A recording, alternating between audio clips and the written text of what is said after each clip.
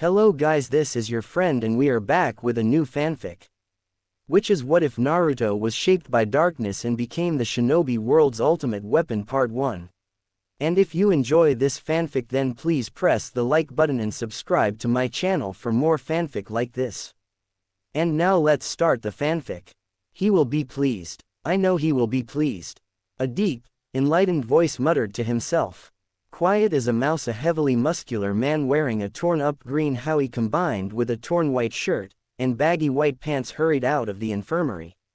Wearing fresh white medical tape that covered his hands, arms, legs, and feet, he tightened the white bandana that covered his bald head. It took him several long minutes until the muscular man arrived at a decorative mahogany door. He raised his beefy fist and quickly rapped on it 3 times. While there were light as he could make them, the man still saw the noticeable dents within the dragon carvings. After a moment of silence, the doors slowly swung open. "What have you brought for me this time, Angie?" A raspy voice echoed throughout a pitch-black room. "Something very special. Something that I know you can use for your ambitions." The man now known as Angie replied to the raspy speaker. "What exactly did you find? Cannon fodder, exploding tags, crates of shuriken, or maybe kunai for the volley guns?" The first man questioned. When the questions flowed into Angie's ears, the moon shone through the windows to reveal a beautiful chestnut-haired woman sleeping in a crimson-sheeted queen-size bed. But instead of focusing on her, Angie focused his gaze upon the man sitting on a plush chair staring at the moonlight. He wasn't a very tall man, in fact he looked extremely weak. His entire wiry body was completely bandaged from his skull-banded head to toe to cover body ruined by burns, and a purple yukata with its right sleeve and shoulder draped around his waist. Placed in his right hand was a still-smoking Kaiseroo pipe. After all the years he served under this man, Angie was still unnerved by his gaze. His red eyes held great authority and ambition. They showed the horrors he faced within his past, and the atrocities he committed without batting an eyelash. But most of all they showed power and the will to fulfill any man's dreams should he deem worthy of him. Angie knew this for certain, for the man granted him his most inner desires. "Not exactly, my lord, I bring you a child," he said to him. "A child?" The man seethed angrily. "You fool, what on earth would I need a brat for, especially when there is so much more work to be done? Don't tell me you're falling back into your pitiful monkish ways. Please hear me out," the monk begged. "It may seem irrational, I know, but please, I have never failed you, not even once. I promise to you that this find will be utmost beneficial. Speak, Angie, it may very well save your life." "Thank you. Now I know you sent me to find anything worthwhile in Fire Country. I spent the last 6 months combing the major cities, but unfortunately I turned up nothing, until I came to Konohagakure." Before the monk could continue, the air seemed to thicken with extreme heat. He felt himself sweating profusely, and even his lover, Yumi Komagata, awoke from her peaceful slumber clutching her throat. It was only thanks to her that the man's brutal killing intent ceased.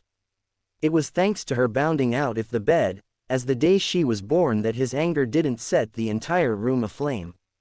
"Shishio, my darling, please calm yourself," she begged him. Yumi placed her hands on his burning shoulders, and with a decent amount of chakra control, the former Warren courtesan used one of her several pleasure techniques to calm him.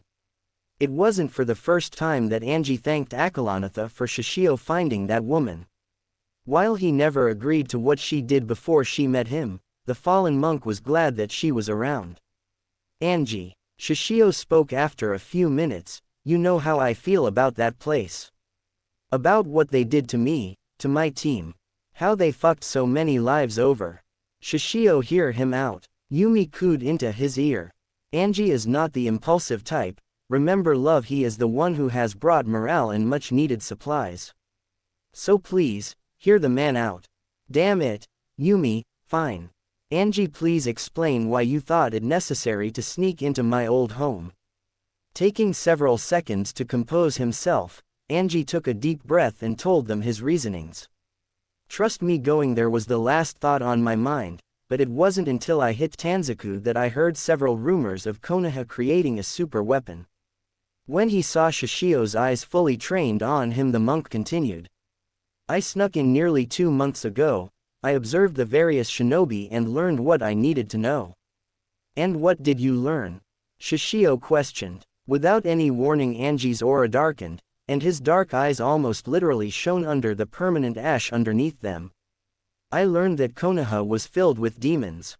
The child I told you about, I dug into his files, both medical and confidential.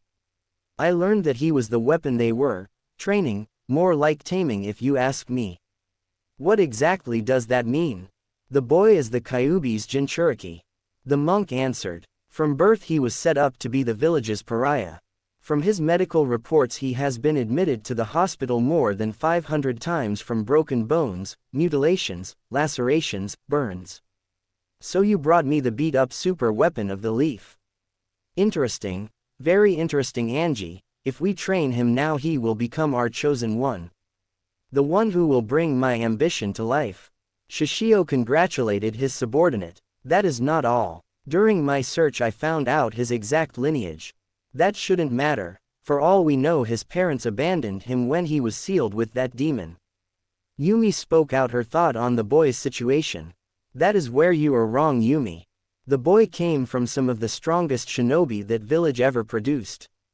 That boy is the son of the Yellow Flash of Konoha, Minato Namikaze, their Yondaime Hokage, and the red-hot-blooded habanero, Kushina Uzumaki. Hearing their names, Shishio reeled back in surprise. His right hand clenched over his chest, his eyes widening, his pulse racing. Yumi and Anji were in complete shock at his unusual behavior. Their status? Are they alive or? They're both dead, Anji said. I see. Leave me, both of you, leave me be for now. I need to think. It was more of a command than anything. And from the look on Shishio's face, he looked absolutely murderous. Both Anji and Yumi, the latter dressing into a white robe, left. It was better to let their leader be by himself for the time being. When they left, Shishio let his emotions out. The murderous look on his face fell, and tears fell from his eyes. The cold personality he built up over the years shattered, his ambition was put on hold for the time being, the only feelings inside him were sadness and relief. How long had it been since he heard their names? How long had it been since he let the memories of them flash through his red eyes? Not many people knew about his past, and that was the way he liked it. But Shishio had the blood of the Uzumaki clan flowing through his veins on his mother's side of the family. During his childhood he was caught up in a constant state of war. It was something he relished in his youth, and just the mere thought of seeing the life leave his enemy's eyes excited him to no end. When both his parents were killed during a mission at the age of 10, he was sent to Konoha as a bodyguard for a full-blooded Uzumaki named Kushina. At that time Shishio didn't think much of her. She was a talkative tomboy, but she had a special quality about her. Once they reached Konoha, they were both immediately sent to the academy by the Sandaime. Dear Kami, Shishio hated that place. The brats there were insufferable, especially those who came from civilian families. Most of them didn't have a clue what the life of a shinobi was about, but the worst part was they poked fun of his swordsmanship. Well, many of them didn't poke again when he broke their bones in a fight. He made few friends in that place. In fact, even to this day he could count exactly who he trusted with his life on one hand. Shibi Aburame was one of them.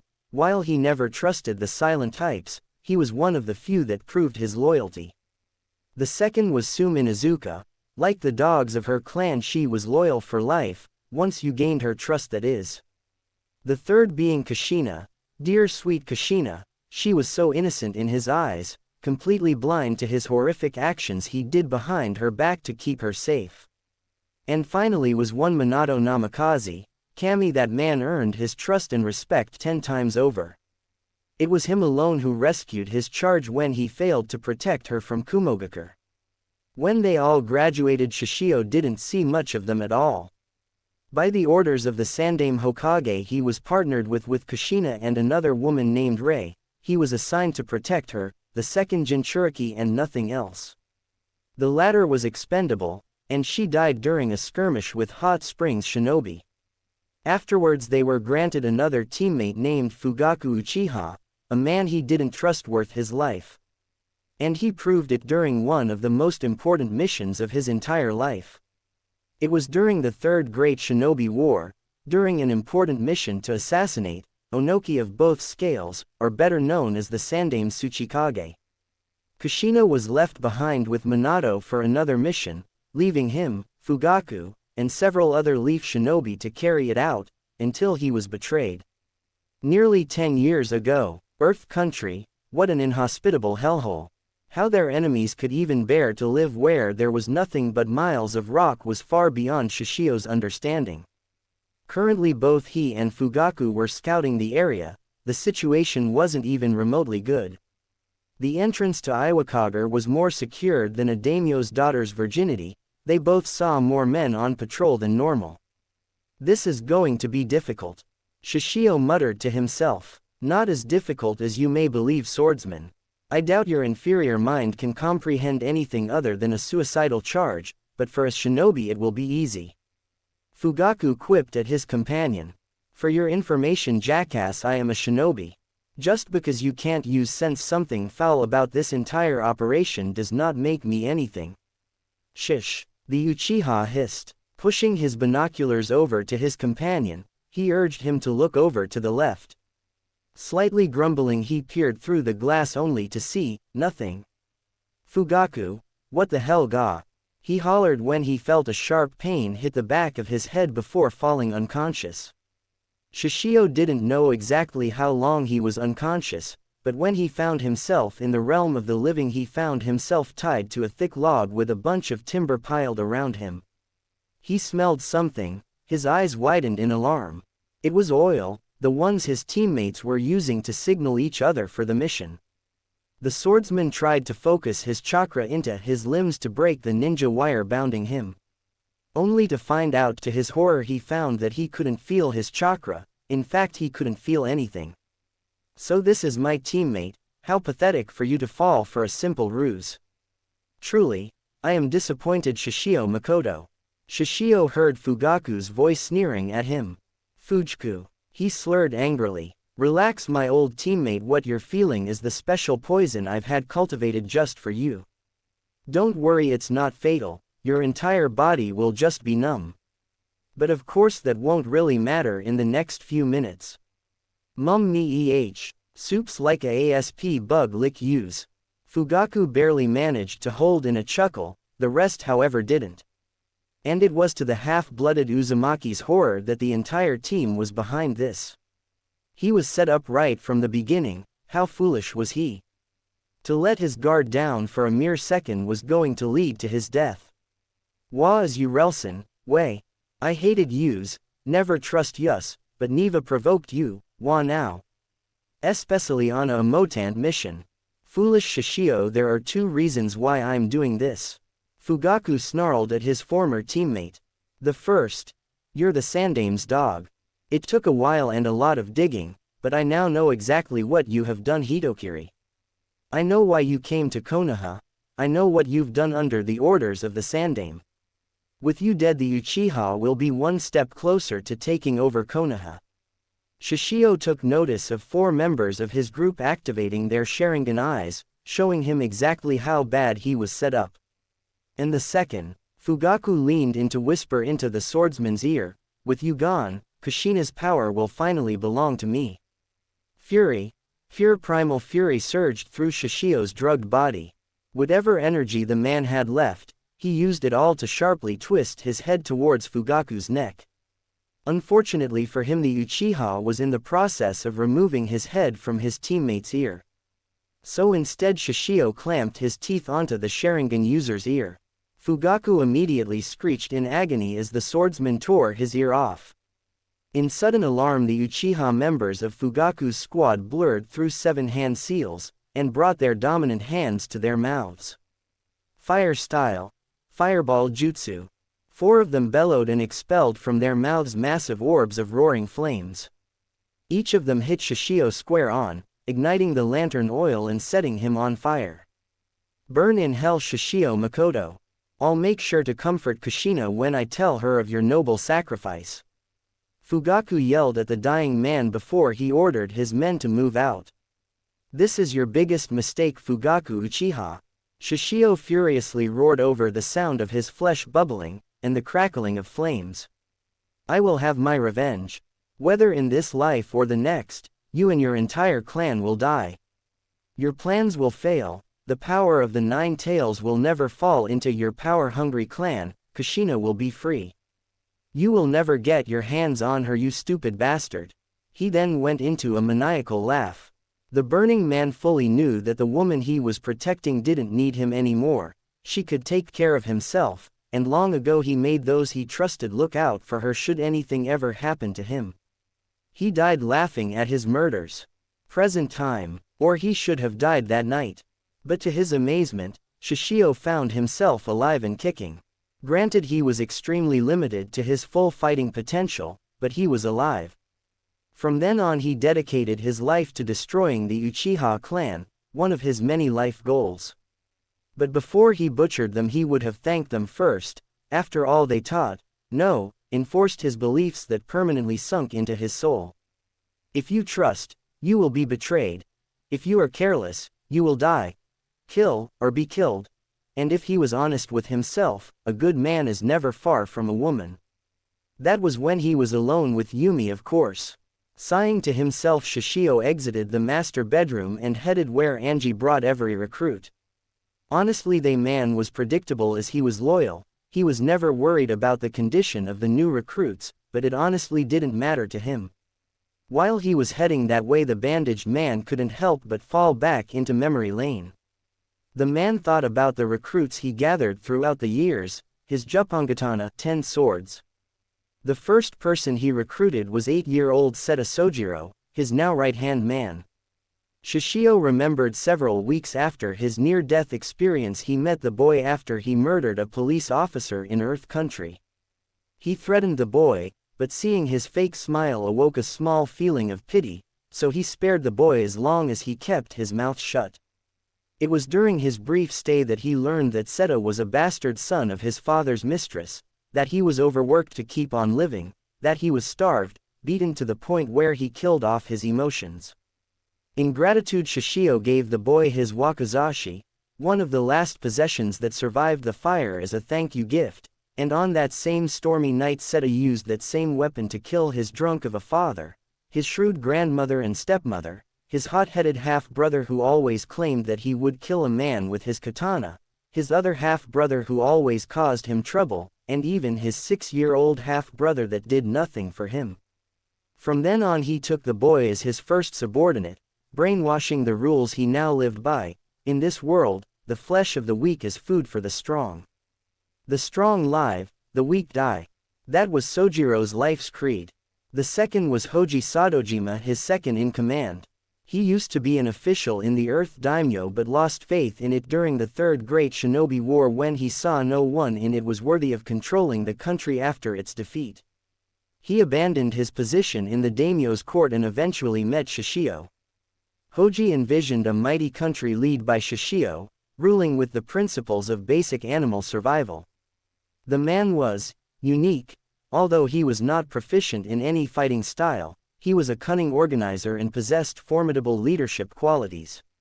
He had skills as a staff officer figure, but most of all the man had connections with many underworld figures to purchase vast weapons of destruction. The third person, and the only one not of the Juppangatana, was of course Yumi Komagata, and Warren, a high-ranking courtesan. He spent a single night with her in a private room in Yugakure, and during that single passion-filled night he learned about the prejudices against her kind. Call it cliché, but she came to love Shishio with an utmost passion, which he returned. Thus, she joined him on his quest to achieve his goals. She was the voice of the courtesans and kept an ear out for any information regarding valuable secrets and blackmail material. She was also his nurse of all things, always constantly concerned about Shishio's medical state, but then he honestly didn't mind being treated by a beautiful, intelligent, dignified, and well-cultured woman. The fourth and fifth were people that came to his doorstep. Seizuachi, a withered old man from Kumogakure, was the first half of the duo. The man held no skill for battle anymore, but his proficient use of words were legendary. He was their man who had a tongue of silver, an absolute genius in diplomacy, battle tactics, and world knowledge. The second half was none other than Fuji, a literal giant of a man. From Seizuachi's own mouth he found the gigantic man in water country, near death from various wounds thanks to the shinobi who thought he held a bloodline. Those fools practically handed him over to the old imp, who molded and manipulated him into an unbelievable fighter. Add to the fact that he now wielded the world's biggest sword, and the mist's Kubikiribocho made him an almost unstoppable warrior. The sixth and seventh showed up a day separate from each other. The first was a former samurai from Iron Country named Cho Sawajeho, a fanatic sword collector whose dream was to wield every sword in the world. It was an admirable dream, but that broom-haired idiot was never going to lay his hands upon his Mugenjin unlimited blade. It was the second thing that survived the fire, and the last remembrance of his old life. It was not a challenge for Shishio to defeat the man, but he did show incredible mastery towards several rare swords he had in his possession, so he gave him a choice. Follow him, or die. Thankfully Cho chose the latter. It was the next day that an assassin from Kurigakure tried to kill him. He killed several dozen of his own men and fought with him in a fair head-to-head fight. In the end Shishio triumphed in the end by blinding the guy and leaving him for dead. But to his surprise, a couple of years later the same assassin, who introduced himself as Yusui Uonuma, asked to join him on the condition that he could try to kill Shishio anytime he got the chance. So the swordsman humored the blind fool and allowed him to join. So far there were 30 failed assassination attempts on him by the now second strongest member of the Juppangatana. The eighth was a former Sand Junin by the name of Henya Kariwa, a man who had the best wind affinity not seen since the age of the Shidaime Cage that allowed him to fly without the aid of that annoying jutsu the Tsuchikage used. He was their spy, reconnaissance man, explosives expert, and of course assassin. Unlike the other members that he happened to meet, or came to him, Shishio actually bought the man's loyalty. It was a hefty sum, but if he was honest with himself, completely worth it. The ninth and his most unnerving member was a former mercenary by the name of Kamatari Hanjo. He was a feminine-looking cross-dressing that was deeply in love with him. Now he had absolutely nothing against gender, preferred fighting styles, background, it didn't matter. What Shishio desired was the strongest of the strong, and Kamatari was strong with that heavy side of his that seemed to be lighter than a feather to him. He was clearly one of the strongest men he had ever met in his life. But it didn't change that fact that his deal with him was, well, as long as he beat the man in their once-a-year fights, he would be fine with their working relationship.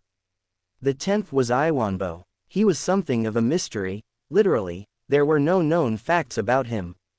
The pinkish oaf was found by Henya several miles away from their base. He was brought in and examined.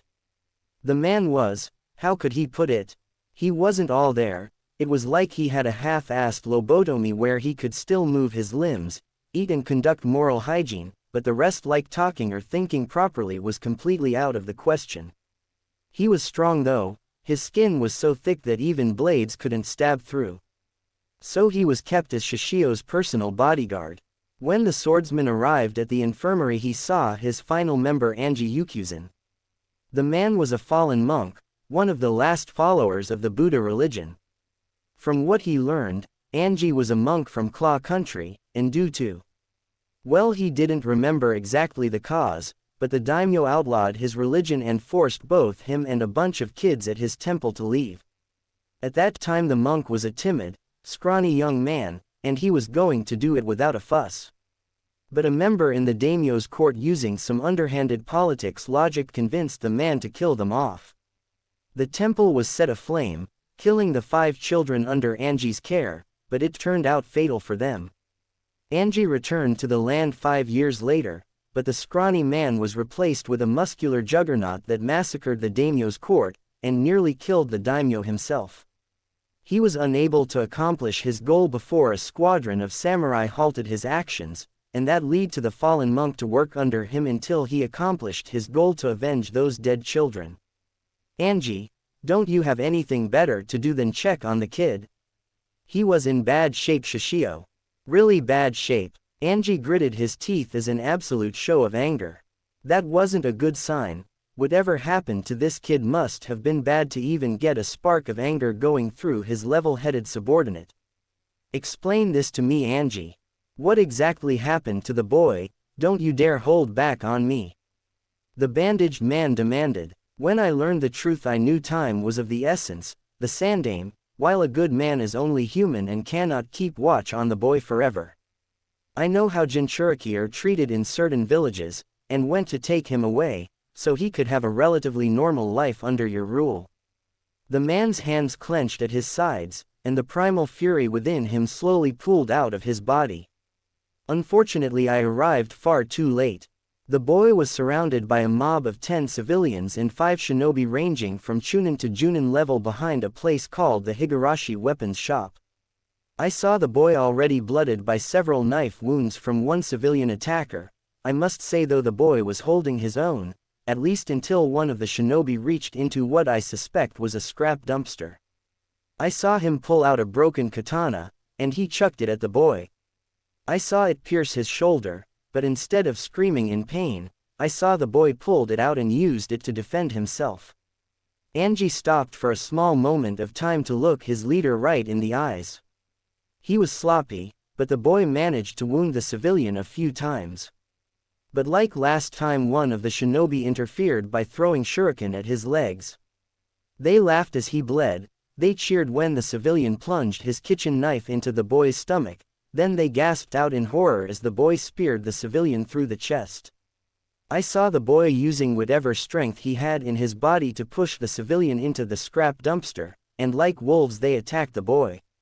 Let me guess. After they started to maul him, you intervened, and brutally destroyed them with the Fute no Kiwami, double-layer limit, you recently mastered. Shishio smirked in response, despite the anger bubbling within him. I assure you their deaths were quick, but not that quick. Angie replied with malice, but then his mood switched to something more solemn, almost like he was pitying them. I don't feel any regret for killing them. Wait, he didn't pity their deaths. The swordsman thought that was a little odd. I feel pity for the boy. After I killed them, I went to finish the civilian within the dumpster off, but alas, I already found him dead. The boy killed him. His innocence is no longer his own. Shishio did not hide his smile. The boy could not have been older than 5 or 6 and already he killed his first man. Already he broke his own record by 1 full year. Now all he needed to do was push the boy.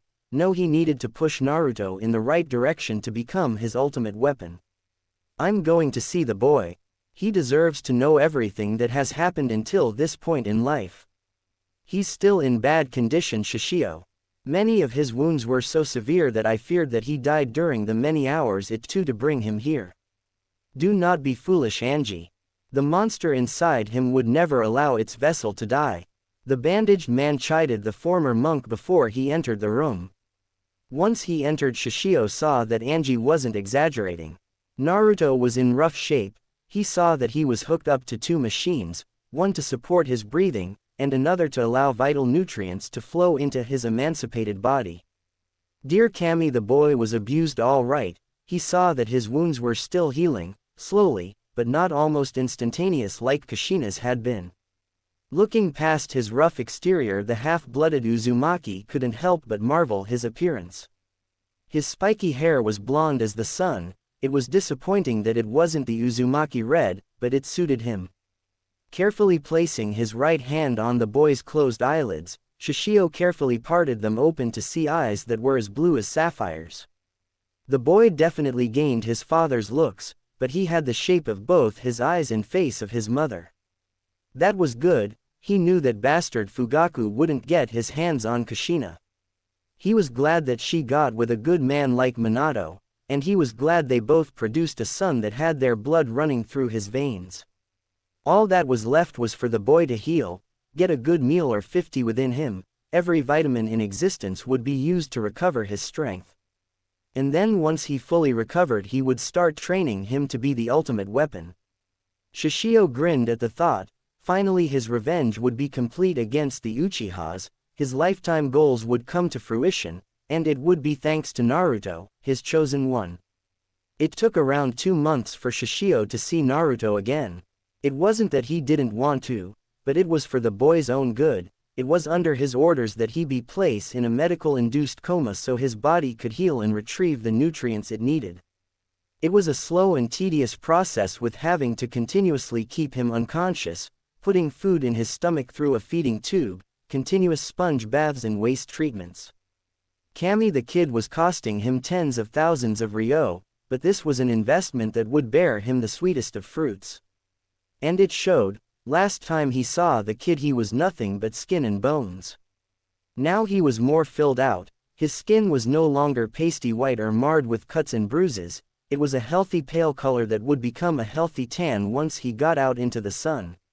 He definitely had more meat on his bones instead of just bones, all he needed now was some good exercise to strengthen them. Shishio pulled up a chair and sat next to the bed. The boy would soon awaken. Now he was not exactly the first thing someone would like see when first thing in the morning. But he felt that it was necessary for his, what exactly was Naruto? He was half Uzumaki like himself, and they were probably distant relatives. Well, Kushina looked to him being a brother figure, so Shishio guessed he was his uncle, of all things. Bah, he didn't need to concern himself of how closely they were related, he needed to finish his training schedule. An hour later the bandaged man saw the boy's eyes flutter open. And like he expected he started to freak out, which was why he bound his hands and feet with leather bindings a few hours prior. Naruto's eyes darted back and forth wildly, the blonde tried to scream, but all that came out was a dry wheeze. The pathetic attempt lasted for about 5 minutes, if anything else he was determined to escape, at least until his energy died down. Now that you're done with your fruitless efforts, are you going to listen to me? When Naruto looked over, his eyes widened but he did not have the energy to move again. Well, you have no choice in the matter. Now listen, you may be 5. 6. The boy nodded at the last part. 6 then, it may be harsh to hear these words at your age, but they involve you, and why that village of yours treated you until this point. But I will only tell you, but you need to be calm about it, and no damn crying either. When he saw the blonde visibly calm himself, Shishio proceeded to tell him exactly what and who he was. Kid, from the information I've gathered from the man who brought you here, you were born on October 10th, the very night of the Kyuubi attack. Your parents, both who I knew very well, died during it. I don't exactly know the cause of their deaths, but in that short amount of time I know they both loved you very much, and that it killed your father to seal the Kyuubi inside you. The swordsman paused for several moments to let that sort of knowledge sink in, and to mentally remind himself to find out exactly how they died. From then on your life has been an unholy hell, am I right? That was because of the bigoted villagers, and the close-minded shinobi who let their emotions cloud their judgment. Now you're probably wondering why you're here to begin with. Naruto nodded slowly. For a brat he was taking the news quite well. I will not lie to you. I fully plan on using you and the power inside you to the fullest extent. You will become my sword, you will be the one to help me accomplish my goals, and you will be my chosen one. The goings will be hard, the training you will receive will make you wish you were dead, but you will become strong, you will be treated equally within my ranks, and I will personally see that whatever you desire will come true. Once he finished giving his speech, the bandaged man sat back in his chair and waited. Anything I desire. Naruto's raspy voice spoke up after several long minutes. Anything within my power. It's a promise of a lifetime. I want only a few things. I never want to be led to, ever. Brutal honesty for life, got it. I also want to KNOW. Naruto's voice hit a high squeak, before he couldn't talk anymore. Sighing out loud, Shishio barked at one of the nurses to fetch a glass of water. It took a minute to unshackle him before the boy slowly gulped it down, and another 2 before he could talk again. Thank you. The second thing is, if you want me to follow you, I need to know things. I need to know exactly who you are, who follows you, what your plans are, and how they exactly involve me helping you achieve them, and how you knew my parents. Ah, so the kid wasn't going to run in blind. Good, at least he had street smarts. I can't tell you everything at once.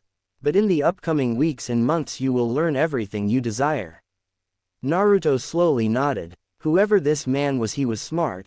The blonde knew that this was some sort of ploy, but he really didn't have a choice in the matter at the moment. Lastly, I want your help with something. I want you to help find my family, any Uzumaki out in the world. Well, consider that already accomplished. You found a Uzumaki. Shishio pointed at himself. You're looking at him, and as far as I know, we're the last of the Uzumaki clan, boy. He then placed a black-gloved hand upon the boy's head, and slightly ruffled his blonde locks. We will talk later, boy. I need you to rest for now. Once you have regained your strength, I will begin your training. 1 week later. Another week went by before Naruto was able to leave the infirmary. His body was quickly recovering thanks to the fox, but he was told to take it easy for the next 2 weeks before he could begin his training again. So in the meantime, the blonde found himself sitting at a desk within an improvised classroom with a book of all things laying in front of him. He wasn't alone. Sitting at a desk was a very short elderly man who looked like he was in his late 80s to mid-90s. His alien-shaped head was bald with only a brown mustache split into 2 sections on each side of his upper lip. While old, and probably frail as glass, his black eyes held much knowledge within them. The only piece of clothing he wore was an orange yukata that covered his entire body, and clutched in his right hand was an oddly shaped cane. Good afternoon, boy. I am the Destroying Lion Seizuki, and I was designated by Shishio-sama to be your teacher until your body gets back to normal. Shishio. So he was the bandaged man. What are you going to teach me, Seizuki-sensei? Placing his bony fingers in front of his head, the old man crackled before surging through several dozen seals the Naruto didn't recognize. Everything. The old crone bellowed as the blonde was hit with his own personal jutsu. Focusing his chakra, Seizuki transferred a small portion of his knowledge into the boy, and after 15 minutes the old crone cut the flow of chakra and sighed out in satisfaction. What the? Ow. Naruto gripped his head due to a sudden full-blown migraine. That, my boy, was my way of teaching you everything you need to know. Your way? What? What reason did you have to? Wait a second, the proper way to utilize the lightning element. Haha. Now you're getting it, boy. Shishio ordered me to teach you the basics of the shinobi world. Each day I'm to impart some of my knowledge into that tiny brain of yours, and afterwards I'm to quiz you until it sticks. But if you impart your knowledge in me, won't you forget it, ow? Naruto grumbled before he rubbed his forehead, which was stinging red thanks to a piece of chalk his teacher threw at him. Rule 1 in my classroom, boy. Absolutely no stupid questions. But since you asked, I will have you know that I have not lost the knowledge. This jutsu temporarily gives you a subject within my mind, and afterwards it comes back to me after 15 minutes. The drawback, however, well, it's also temporary for you unless you review the subject until it's perfect. Picking up his walking stick, Seizuki clasped the top of it with his right hand, and unsheathed a thin blade about the size of his body. Now tell me, how exactly would you make this thing deadlier with lightning chakra? You flow the lightning nature chakra through the hilt so it increases the potency of the weapon. Why would this be a good idea? Because lightning nature chakra provides a sharpening effect that can pierce almost anything, with the addition of inducing numbness. This is achieved by inducing high-frequency vibrations within the object, granting it even more cutting power than doing it without chakra. Naruto answered with a hint of uncertainty. Good. I didn't expect you to get that on your first try. I'm somewhat impressed. When Naruto beamed at his accomplishment, Seizuki chucked another piece of chalk at his head. Don't get brat. We still have 4 hours left to go over this stuff. 2 weeks later. Over the next 2 weeks Naruto came to hate Seizuke. The old bastard was an absolute sadist when it came to teaching him, but the 6-year-old did have to give the old man some credit on one thing. He was knowledgeable. Apparently when he was younger the man was one of Kumogakure's best spies. He knew many secrets concerning the 5 main elemental techniques, and several other minor but crucial pieces of information that he would use later in his lifetime. But that still didn't give the jerk the right to beam him over the head with his sword cane, or those stupid chalk pieces. Damn that old and possibly bipolar man. Now that his torment was done and over with, for now, the blonde found himself outside of the hideout, and facing Shishio once again, along with a man with ash underneath his eyes. Naruto, Seizuke has told me of your progress in his lessons. I'm impressed that you're getting the hang of this. Usually brats your age would be drooling like complete morons. Shishio congratulated him, or did he insult him? Naruto could never figure the man out. Thank you, Shishio-san. Naruto thanked the man, showing him a decent amount of respect by adding a suffix after his name. What do you plan on doing with me now? Now we are going to get your body back to normal. Angie here, the swordsman gestured the monk beside him. He will be the one to put some muscle on your bones. Afterwards he will instruct you in the basics of taijutsu. I will check on the both of you every 3 days. If I'm impressed by your progress, I'll tell you how I knew your parents. Without another word the ruthless man left the two alone. You look good, kid, better than when I brought you in nearly 3 months ago. Angie said after a minute of silence. You're the one who brought me here? Naruto asked, not even masking the surprise in his voice. I did. Shishio tasked me to find him something, or someone of value. But I promise you that the mission was farthest from my mind. A child should not endure what you've been through. I just hope you can forgive me for my rash decision. Just by the tone of his voice Naruto knew the man was telling the truth. No, please don't apologize, Angie-san. If anything, I should be thanking you for rescuing me. But I've taken you from the ones who did accept you, like the Ichiraku family, and the Sandaime Hokage. That caused the blonde to stop his train of thought. For the first time he actually thought of the old man, and the Ichirakus. He knew that the latter was still conducting a search for him, maybe. And the 2 people within the whole village, he bet they were worried sick about him, plus he did miss their delicious ramen. Despite those thoughts Naruto gave the big man a smile. One day I will see them again. Whatever Shishio-san is planning, I can only hope that he considers an alliance between the old man and himself. Here's to hoping for that, Naruto. For your sake I hope he does consider it. Angie thought to himself before actually speaking. For today we are going to start off easy. I want you to do as many push-ups, sit-ups, and squats as your body can stand before collapsing. After I know what your limit is, I can properly train you. Are you ready? I am, Angie-sensei. To the fallen monk's surprise, Naruto's supposedly weak body was more durable than he expected it to be. Currently he could do only 20 push-ups, 35 sit-ups, and shockingly 100 squats and counting. To him it was pretty baffling to see a boy his age, whose muscles were still developing, still going at it.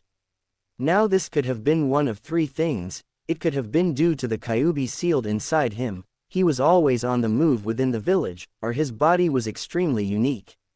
I believe I have seen enough, Angie said as an indication to make the boy stop. Did I do well? Naruto asked, slightly out of breath. I know what to work with now. Now follow me, it's time for the next part of your training. What's the next part? Meditation. 6 months later. Compared to learning from Seizuke, Naruto found that training under Angie, the enlightened one, was the best 6 months of his life. The man wasn't overly demanding, his training exercises were erratic, but he pushed Naruto past his previous limits, and with the 6 hours of meditation a day he found himself calmer than normal. When he asked one day why he was being forced to meditate and do the erratic exercises that involved his torso and arms, the monk calmly explained that his so-called erratic exercises were to even his body out. He noticed that while he had extraordinary lower body strength, his upper was to be desired, so he did his best to even his body out strength-wise so he could properly teach him the beginnings of his taijutsu style. As for the meditation, it was an attempt for him to get in contact with the beast inside him. While a failure, it showed that he was possibly too young to contact the fox, but as long as he kept at it they would get in contact with the beast eventually. Currently the now 7-year-old found himself within a dojo. Once again Shishio was standing in front of him with thick patches of black hair now sticking out his bandaged head. Next to him was a golden-eyed man wearing a red yukata with purple-black flames licking the bottom and was missing its right sleeve, black cargo pants, black buckled leather gloves, and black buckled combat boots. He had sunny blonde hair that stood straight up making him look like a broom with a light purple headband tied around his forehead. On his back were 2 katanas and around his waist were 2 more katanas, which made Naruto think the man had a very unhealthy obsession with swords. "Boy, I see you've gotten better in the last 6 months. I must thank Angie for getting you back into shape instead of a scrawny brat." Shishio once again confused him with a mixture of praise and insults. "Now you're here to witness a duel between Cho and I. Afterwards the two of us will train you in the marvelous art of Kenjutsu. And boy, you will come to love it like me," Cho said in a sing-song voice, showing Naruto that this guy is very wrong in the head. Shishio beamed the broom-headed man in the head with his katana scabbard. "Quit being stupid, you sword junkie. I swear that phony story about Sengo Muramasa screwed up that pea-brained head of yours.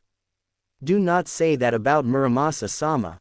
Every single swordsman knows the tale about the man who created the perfect killing tools.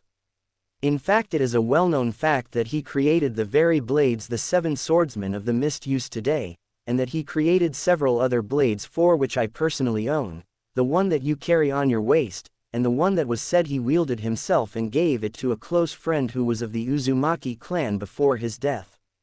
Don't sprout such nonsense, Cho. Before I left Uzushiogakure I saw no proof that Juchi Yosamu, 10,000 Cold Nights, even existed, and if it did I doubt that it's still in the ruins of my old home. Can you two please just fight already?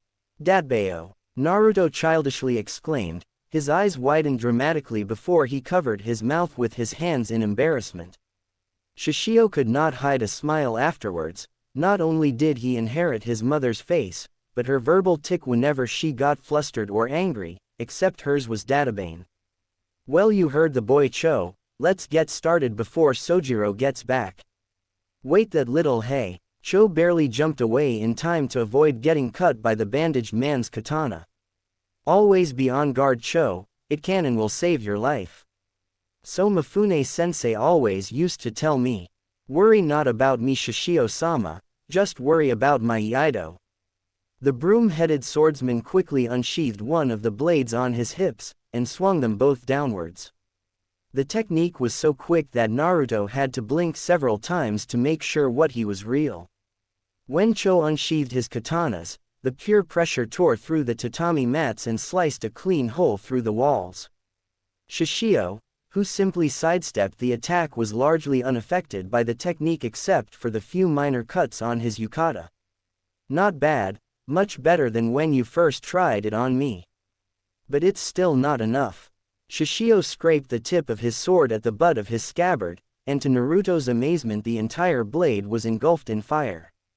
The blonde saw Cho narrow his eyes before he unsheathed the other sword on his hip, and for the first time he saw the hilts of the blades were cut off on the opposite ends of each other, almost like they were meant to combine into one sword with 2 blades. He saw the broom-headed man channel his chakra into the blades. A deep blue color engulfed the length of the blades and extended almost an entire foot past the point of his swords. The 2 swordsmen glared at each other for several seconds before rushing head-on towards each other. Their 2 blades clashed and a shock wave of energy tore the mats from underneath them, and blew Naruto against the wall with a violent slam. The pain in his back caused him to see spots in his eyes for a brief second, but once they cleared he saw one of the most amazing sights in his young life. He saw 2 swordsmen in a dance of death. Steel clashed against steel, each strike coming close enough to kill each other. The chakra and flames dissipated after the first 2 minutes, but they didn't relent at all. For 10 minutes the blonde saw the two swordsmen exchanging near-fatal blows, at least until Shishio elbowed Cho in the face. The former samurai from Iron Country fell to the ground with a loud thud, and the bandaged man pointing his sword at the monk's exposed neck. "Yield," Shishio commanded his subordinate. "Yea, I yield," Cho grumbled irritably. Once the deadly blade was removed from his neck he got to his feet, and rubbed his nose. "For the love of Kami, if you wanted to end the demonstration, you should have just said so. That samurai thinking is going to get you killed, Cho.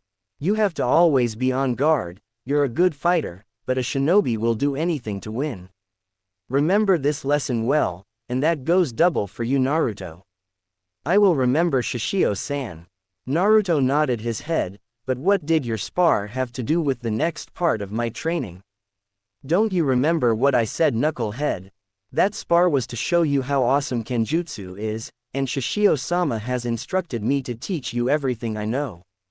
But you're not going to be alone. He will also join us from time to time, along with that little brat Sojiro." Cho barked at him. "A little brat am I?" A too calm-sounding voice said behind the now paling swordsman. His blue eyes widening, Naruto saw a teenager no older than 14 or 15 with neatly trimmed brown hair and eyes with a smile that held no emotion at all. He wore a blue kimono combined with a white dress shirt underneath it along with white hand guards. He had an unsheathed wakizashi resting on his shoulder, and held a large white box underneath his left arm. "Cho-san, that hurts my feelings." Sojiro. When did you get back?"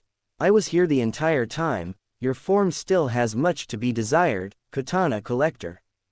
"I'm just glad Shishio-sama took it easy, one you like always." Seta smiled at the seething and weakest member of the Juppangatana. "And Shishio-sama, I got the sweets you desired," he happily said before he flipped the top open to show the bandaged man the contents. "Sweets?" Naruto raised an eyebrow in confusion. "No. That has to be a code. There is no way Shishio-san would send him to get something as simple as something sweet. Seizuki-sensei taught me better than that." "Well, this is an interesting development. Thank you, Sojiro. Now is Senkaku doing what I ordered him to do?" "He is awaiting your arrival as we speak." "Excellent. Go fetch Yumi, Hoji, and Iwanbo. We're going to go on a small trip." Dismissing his first recruit and the weakest member of his group, he turned to the blonde Uzumaki. "Don't get too comfortable, you're coming with me. After all, I did promise to answer any questions you wanted." "Where are we going?" Naruto questioned him. Days later. Yugakure. "Shishio-san, why are we in Yugakure?" Naruto questioned the bandaged man a few days later. "Kid, this was my first conquest before you came along. The daimyo and I came to a understanding that allows me access to the information from the village." Shishio pleasantly answered his question. "But it's just a village that used to be a ninja village, but after getting their butts handed to them they turned into a simple hot spring village." "You're wrong about that, Naruto-chan," a melodious voice said in reply. Turning his head, Naruto gazed at Yumi, of the night, a beautiful woman with chestnut brown hair fashioned into a bun and light brown eyes. She wore an expensive red kimono that showed off her impressive cleavage with a royal purple obi tied around her slim waist, along with comfortable straw-woven sandals that did not hinder her graceful movements. She wore little makeup and accessories, only light blue lipstick that went well with her fair skin and showed off the beauty mark at the right corner of her lip, and sapphire beads adorned the bun in her hair. "What do you mean by that, Miss Yumi?" Naruto innocently asked. "Yugakure may look like a typical hot springs resort, but it is only a ruse. This village is still a full-functioning shinobi village. However, unlike the 5 major villages and several smaller ones, Yugakure resorts to a more sleazy part of the profession." "Sleazy profession?" She means boy. While not a shinobi village anymore, many of the people here have been trained in the use of seduction techniques to extract information from visiting dignitaries, daimyos, and other important figures without them knowing otherwise. Hoji, of the 100 senses scoffed in response to the boy's question. A man of average height, he had dark brown hair fashioned like a triangle and impassive black eyes characterized by the long pronounced tear troughs under them. He wore an imported western brown suit with black loafers, along with a tan parka that went to his knees to reject the culture of the elemental nations. So crude aren't you, Hoji-san? He is only 7, and yet you're spouting off about adult pleasures. Seta said with his usual smile. Be quiet, Sojiro, the boy will have to learn this sooner or later. Hoji argued. Besides, if he's going to join us, then he will have to learn the ins and outs of our operations, especially with this village being a black market goldmine for information. That is enough, you two. Shishio commanded his subordinates. Raising his right hand, he directed his second-in-command and his right hand towards the largest building. Now you two head over to the daimyo's place, tell him to spill the information I require. And if he doesn't, well, you all know the routine. Your command shall be done, my lord. Hoji bowed in respect before he and Seta went off to negotiate with the daimyo. After the two disappeared, the bandaged man turned towards the biggest of his entourage. Iwanbo, you are to accompany Yumi and I to the hot springs. An unusually pink man gave Shishio a ginormous stupid smile in response. Round demon, Iwanbu was several feet taller than Shishio, but fatter than an Akamichi, which caused him to hunch over and walk like a gorilla. But despite his weight, the man was strong, really strong. Seriously, the guy's arms were as thick as some trees. His attire consisted of a torn light blue howie with white trees adorning it and ripped white shorts. His fat head consisted of nothing but black hair tied up like a pineapple, and his most defining trait was the solid black kanji symbol for demon, tattooed on his big stomach. The fat man tilted his head like a dog and said, Gufu. Shishio-san, what exactly am I supposed to do? Naruto questioned the bandaged man. Oh right, you need to come with us as well, I do have that promise to keep. Shishio replied. Picking the boy up by the scruff of his white yukata, he set the boy on Iwanbo's back. Come on everybody, the hot springs are waiting for us. With Hoji and Seta, 15 minutes later. Both Hoji and Seta waited patiently in the daimyo's office. It had been 15 minutes and the obese man still had not shown up at their request. The office was rather spacious, with a large desk and even larger painting of him behind it. Placed all along the walls were various secret departments that could only been seen by the trained eyes. Yumi's information led them to know that they were secret compartments that held the information that Yugakure had stolen from its clients in the past resided, and that it was one of many rooms. I don't like this one bit. That fat little worm is usually sweating by now. Hoji grumbled in disapproval. I'm always on guard, Hoji-san, so please don't worry. Seta said in a calm manner. I trust your ability, Sojiro. What I don't trust is the daimyo. We have been shaking him down for 5 years, and frankly I'm surprised he has held up for that long. Expecting some sort of surprise attack. Exactly, Shishio-sama expected something to happen today. Or else he would not have sent Senkaku here. I will be alert, but now let's get ready. I can hear the sound of 21 footsteps. After Seta finished his warning, the rich oak doors swung open to reveal a black-bearded, average-sized portly man.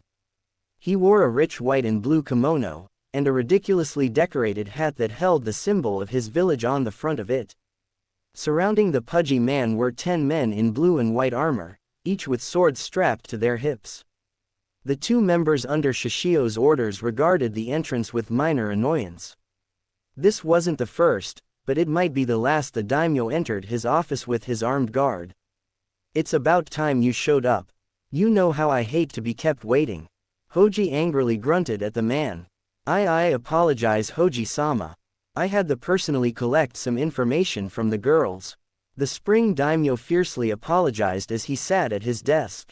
Then out with it. I want to inform Shishio-sama of the location of the forbidden scroll of sealing as soon as I can. I'm afraid I don't have that type of information. We haven't had many leaf shinobi coming through these parts lately. You're lying, Hoji bluntly said. I beg your pardon. The daimyo barely squeaked out.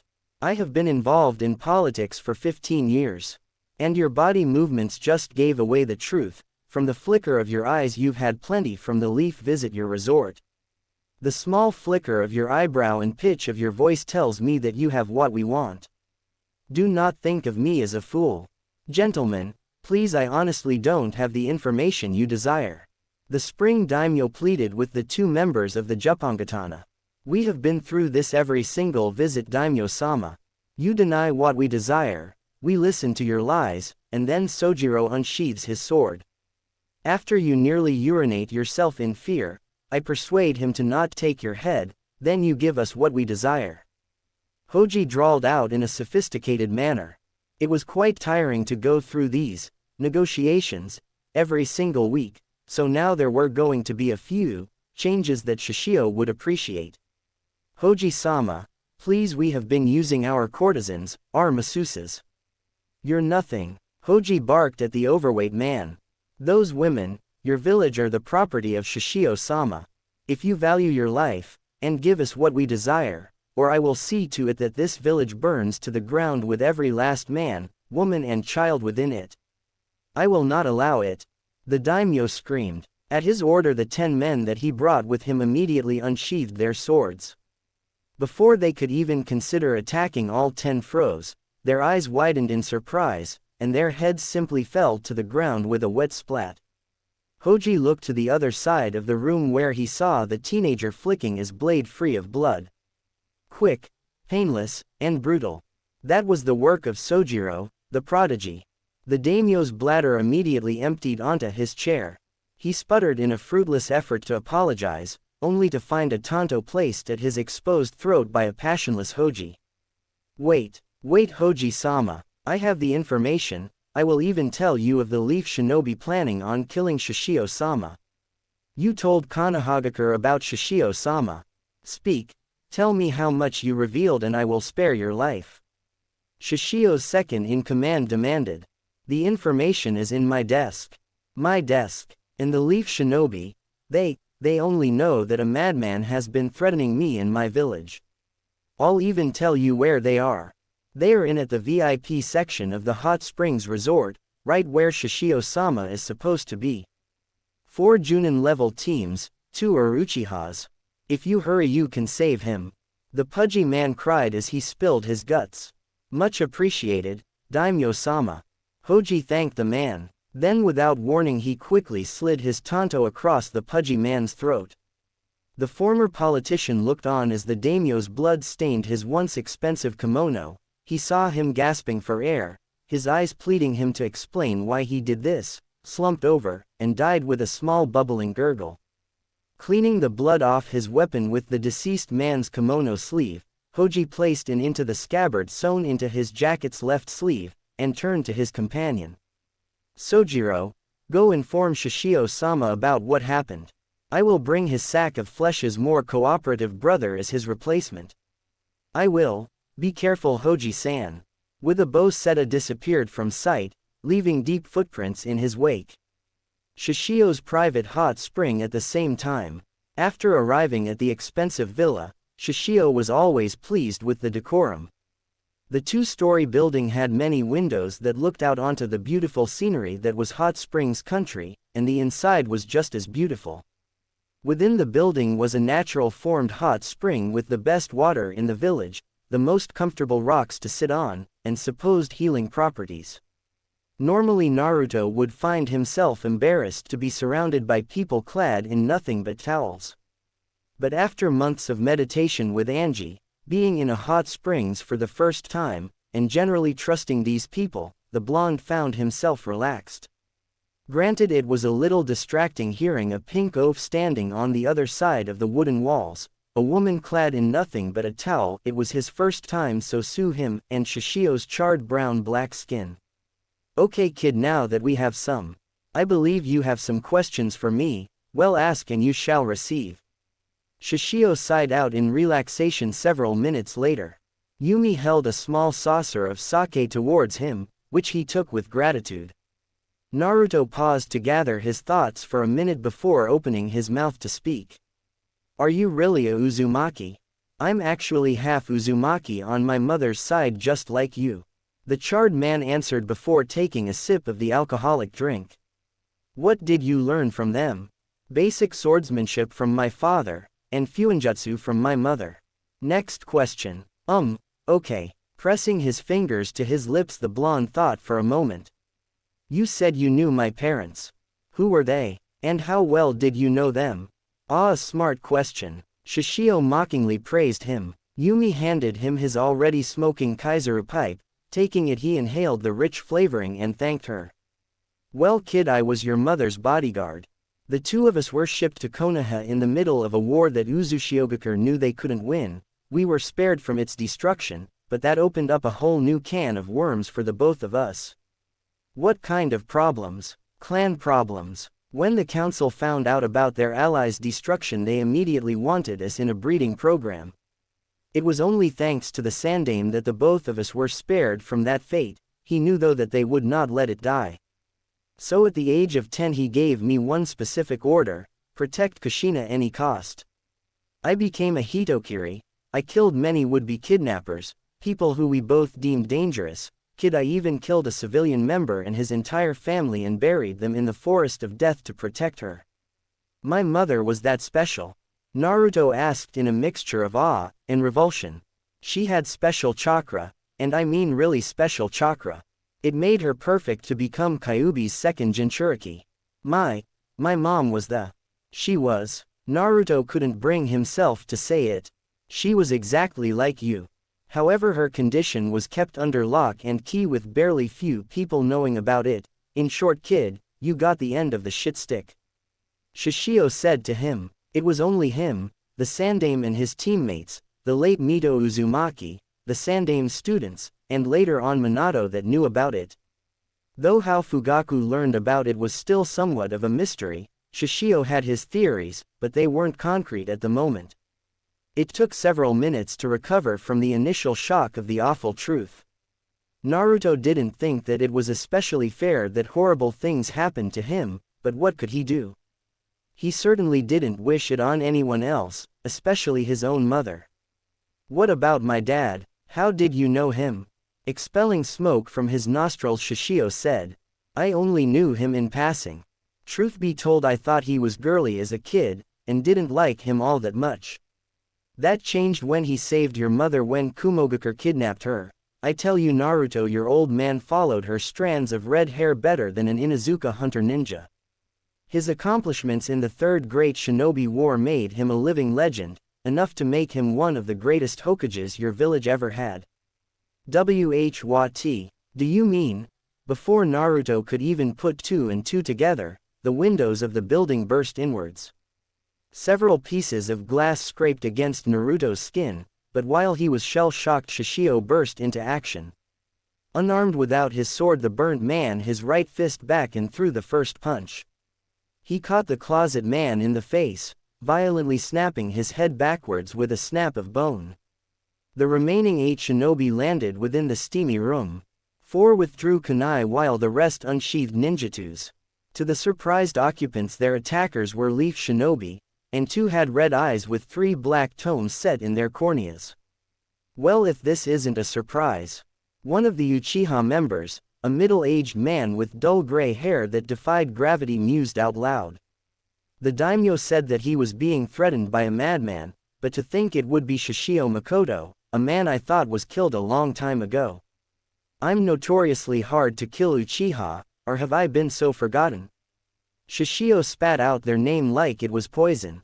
Fugaku-sama can never forget you, not after what you did. The second and clearly hot head Uchiha spat at him with his Sharingan spinning wildly.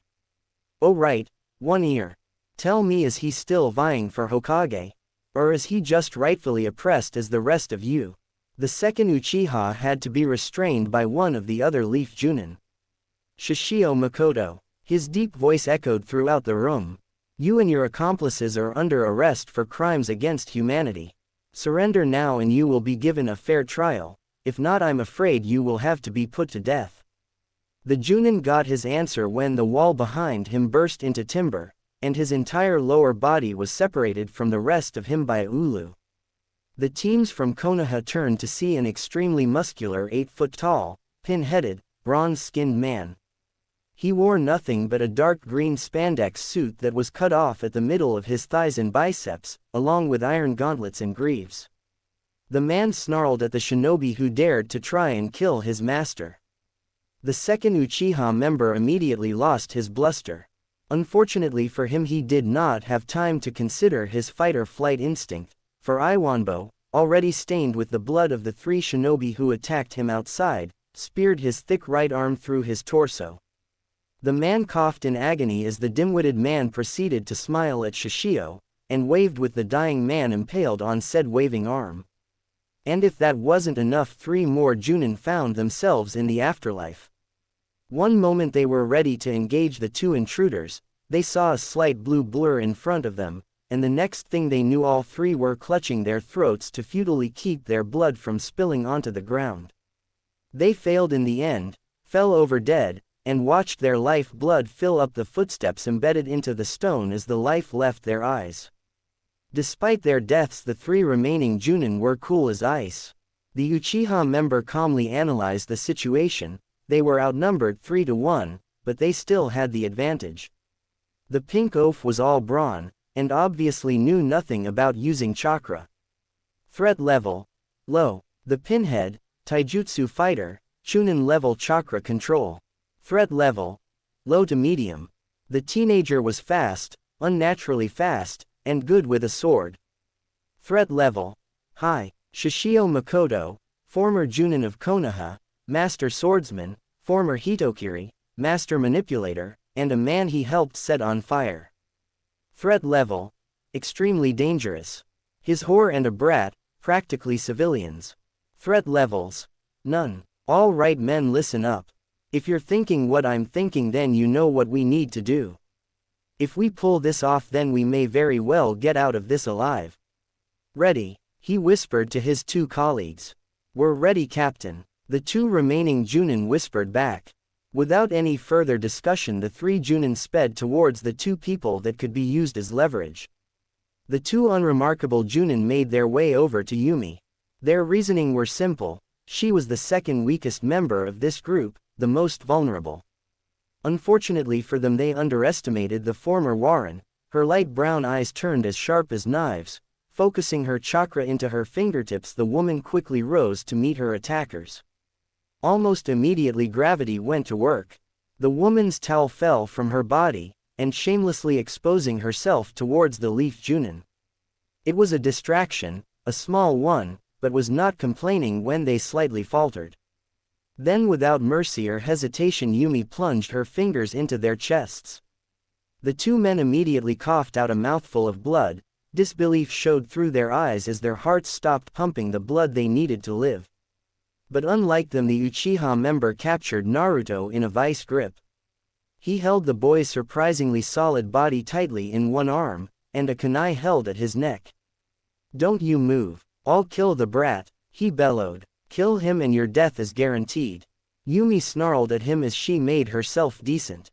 I may die, but if it hinders you, I will gladly do it. I heard everything. The Uchiha chuckled dangerously. To think the demon was still alive, the brat of the woman he desired, and the yellow flash. I would be a fool not to mold the demon into a weapon, or did he not know about that? Don't kid yourself, Yashura. Shishio revealed the Uchiha member's name. He fully knows what I plan on doing with him. He willingly has gone through a good amount of training to serve my goals. But, his red eyes blazed at him, unlike all of you, I have never lied to him. He knows why he was hated, he knows everything. And for your information, he has a name. It's not boy, kid, brat, or even demon. He is Naruto Uzumaki, my chosen one. Yashura snarled in response. His Sharingan eyes blazing anger, the Uchiha was prepared to cut the boy's throat wide open. He would be damned if Shishio of all people could turn the boy against them. Then without any sort of warning, he felt his groin explode in a fiery shower of pain. Despite years of intense training, he recoiled in agony. It gave Naruto a small opening for a chance to escape, and he took it without hesitation. Without a hostage, Senkaku threw both his ulus at the Uchiha's legs. The extremely sharp blades easily pierced through the man's thighs, turning his legs into nothing but bloody stumps. Yashura screamed at the top of his lungs as he hit the ground. He desperately used his hands to try and drag himself away, instead Seta speared him through the belly in order to keep him in place, igniting another stream of agonizing screams. "Nice kick, kid, I believe you broke one of his nuts." Shishio congratulated the blonde with an affectionate pat on the head. "Sojiro, kill him." "Wait, Shishio-san, I'll do it." Naruto piped up, a surprising turn of events in Shishio's opinion. "You told me that the strong live and the weak die. He struggled to spit out the right words. "This piece of filth dared to kill me. You would kill a man who did this to you. It's only fair that I do it for myself, besides they still owe me a pound of flesh." Each person suddenly felt the hair on the back of their necks stand on end at that proclamation. It struck a nerve within Shishio, a happy one. Never did he imagine the desired personality he was creating within Naruto's mind would be this successful so soon. Not even 8 years old, and yet standing before him was a boy who was slowly, but surely, becoming ruthless, merciless, deadly. "Go ahead, Naruto. Kill him, exact your vengeance." Shishio bade him. Naruto stiffly nodded in response. Clad only in a towel, the blonde calmly walked over to the incapacitated Uchiha. Grabbing the hilt of the wakizashi, he violently yanked the short sword out of the Uchiha's stomach. He ignored the man's screams of pain and without hesitation he swiped the sword at Yashura's left hand, cleanly severing it, and just to be safe he hacked his remaining hand off so there was absolutely no chance of ninjutsu use. Naruto's stomach lurched bile into his throat and soon his lunch found itself splattered on Yashura's vest. The members of the Juppangatana looked on in silence. None of them were strangers to violence, so what Naruto feeling was relatively normal. After he was done vomiting, Naruto raised the wakizashi over his head and wildly stabbed into the dying Uchiha Junin. The man's dying screams were deafening, the sick splatter of blood turning the front of his towel red, the crunch of bone, the tearing of muscle, Yashura's horrified expression. But Naruto kept of stabbing him, and he didn't stop. Even after he was long dead he didn't stop. Even after his body was nothing but chunks of meat he didn't stop. It wasn't until Shishio grabbed his arm that he noticed that his fellow half Uzumaki didn't even blink during his brutal mutilation. He saw that the boy's eyes were as sharp as steel that slowly dulled when he looked upon his burnt skin. Shishio smiled in almost a fatherly fashion, seeing that he could properly build this broken boy into the perfect weapon. "That a boy, Naruto. I believe it's time to properly pass on the skills you will need."